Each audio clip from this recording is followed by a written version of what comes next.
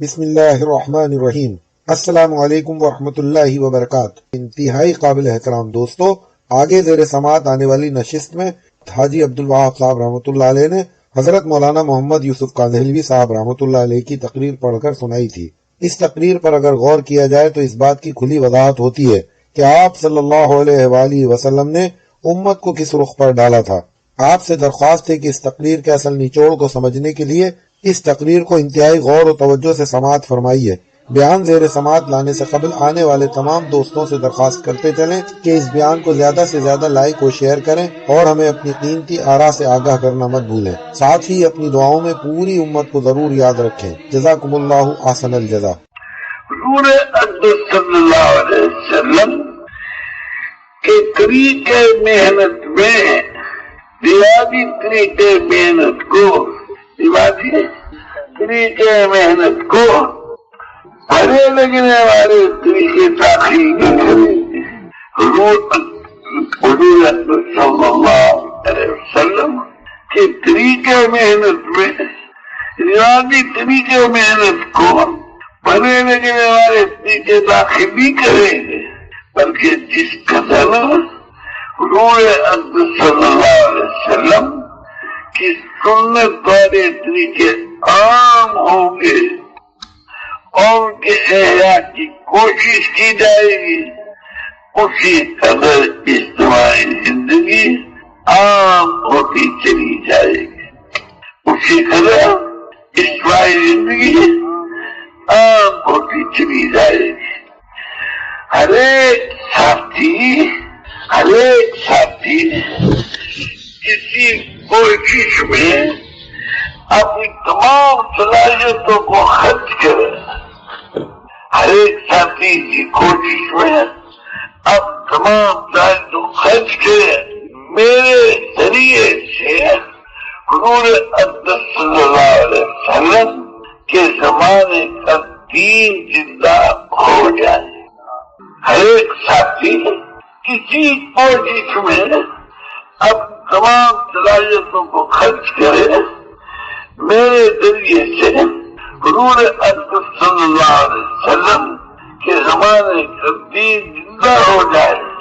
دعوت بھی سنت طریقے پر ہو، دعوت بھی سنت طریقے پر ہو اور ذکر بھی سنت کی لائن کا ہو۔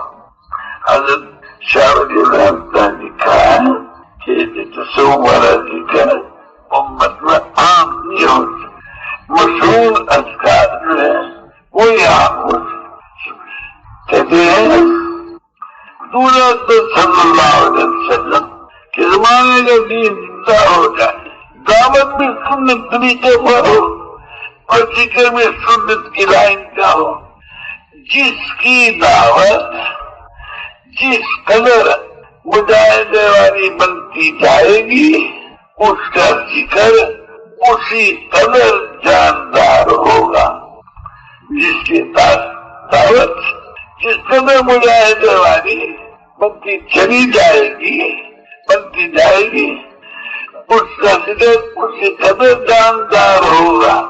زوردار دربوں کی ضرورت امت میں اس لیے پیش آئی کہ امت سے دعوت کے مجاہدے نکل گئے اور صرف ذکر اور برات میں ہی رہ گئے۔ زوردار دربوں کی ضرورت امت اس لیے پیش آئی ہے کہ امت سے دعوت کے مجاہدے نکل گئے اور صرف ذکر اور برات میں ہی رہ گئے۔ حضور صلی اللہ علیہ وسلم کہ صحابہ اجمعین کو ضرب لگانی نہ پڑی۔ دعوت کی لائن کے مجاہدوں سے قلب کس قدر منور ہو چکے تھے کہ نئے آنے والوں کے قلوب منور ہوتے چلے جا رہے۔ سمجھے بھائی، دعوت کی لائن کے مجاہدوں سے جس قدر منور ہو چکے تھے کہ نئے آنے والوں کے قلوب منور ہوتے چلے جا رہے تھے۔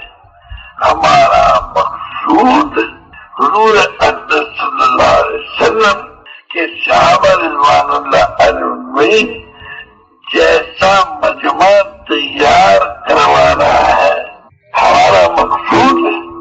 حضور صلی اللہ علیہ وسلم کے صحابہ رضوان اللہ علیہم کا جیسا مجمع تیار کروانا ہے، اللہ پاک ہمیں اس کے لیے قبول فرما دے۔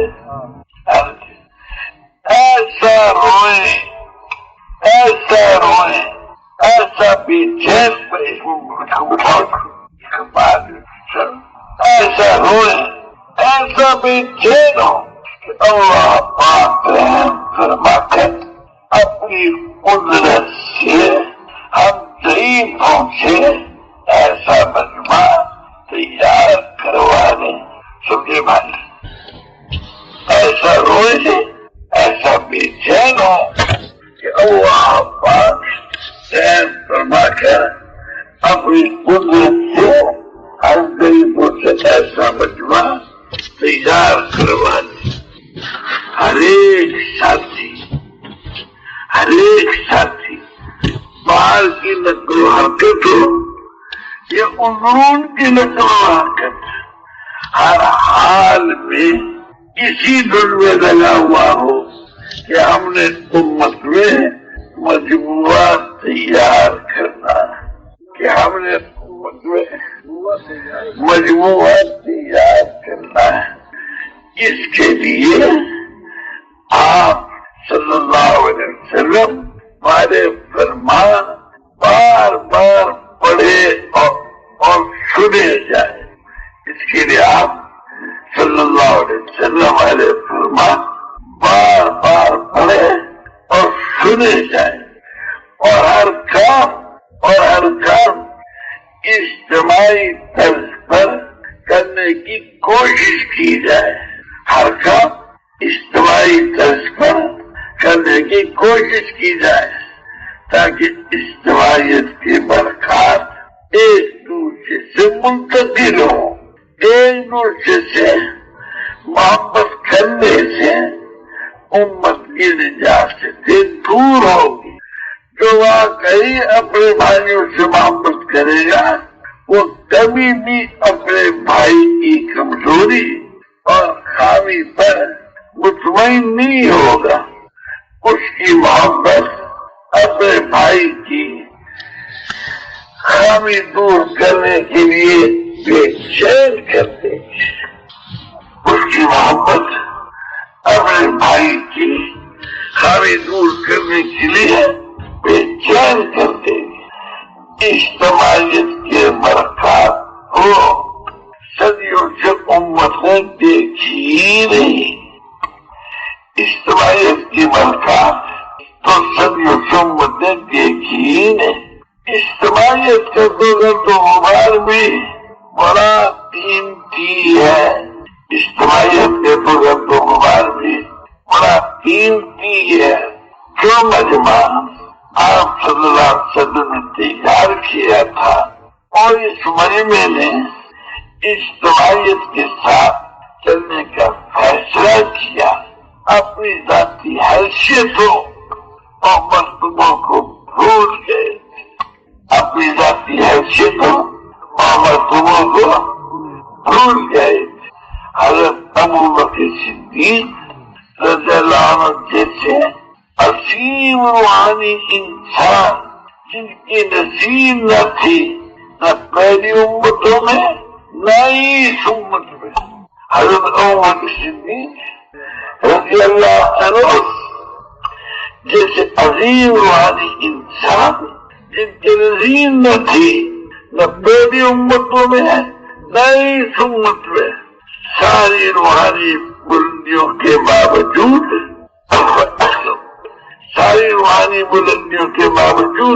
ایک عام انسان اور اجتماعی امت کے فرض کی طرح ہی رہے، نہ کوئی امتیازی شان۔ کسی کو کہنے میں سورا والے ہیں، اب وہ سے منصبی سمجھ لیں گے، کہتے ہیں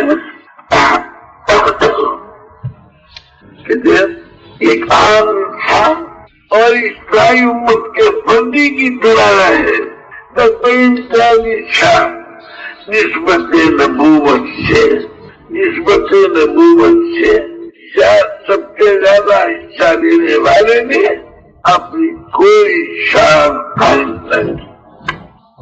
نسبت نبوت سے سب سے زیادہ حصہ لینے والے نے اپنی کوئی شان قائم نہ کی، بلکہ اخیر تک امت کے ہر فرد کے ساتھ محبت و عظمت کا سلوک کرتے تھے۔ امت سے ٹوٹنے والوں کی بیداریاں کرتے رہے تاکہ امت کی اجتماعیت کا قیام باقی رہے۔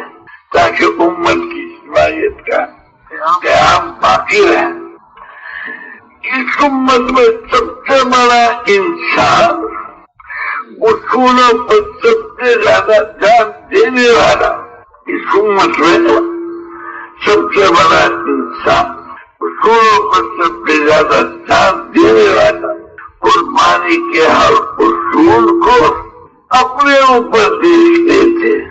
ہم قربانیوں کو دوسروں میں دیکھتے ہیں اور وہ اپنے اوپر اصول دیکھتے تھے۔ یہی ہماری ناکامی کی بنیاد ہے۔ جو قربانی میں بڑھے گا اس کو دوسروں کی کمیوں سے، خاص طور پر اپنے بڑوں کی کمیوں سے نگاہ ہٹانی پڑے گی۔ جو قربانی میں بڑھے گا سمجھے، اس کو دوسروں کی کمیوں سے، خاص طور پر اپنے بڑوں کی کمیوں سے نگاہ ہٹانی پڑے گی، ورنہ نفس اور شیطان جی چاہے کی دلدل میں کھینچ لے جائے گا، جس سے اپنی ترقی کی راہی بند ہو جائے گی،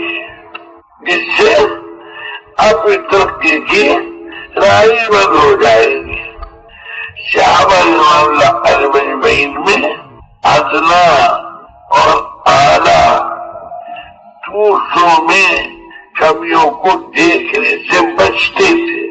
صحابہ اللہ اجمعین میں ادنا اور اعلیٰ دوسروں میں کمیوں کو دیکھنے سے بچتے تھے، بلکہ دوسروں کی خوبیوں پر نظر تھی، خوب حاصل پر نظر تھی، جس سے اجتماعیت بڑھتی اور پھیلتی رہی،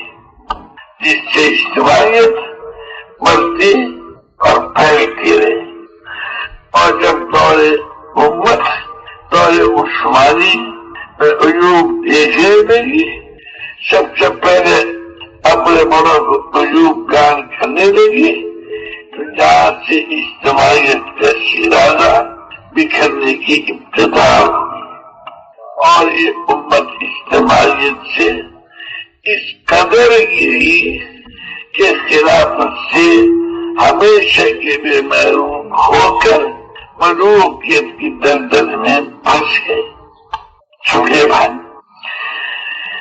اور ہمیشہ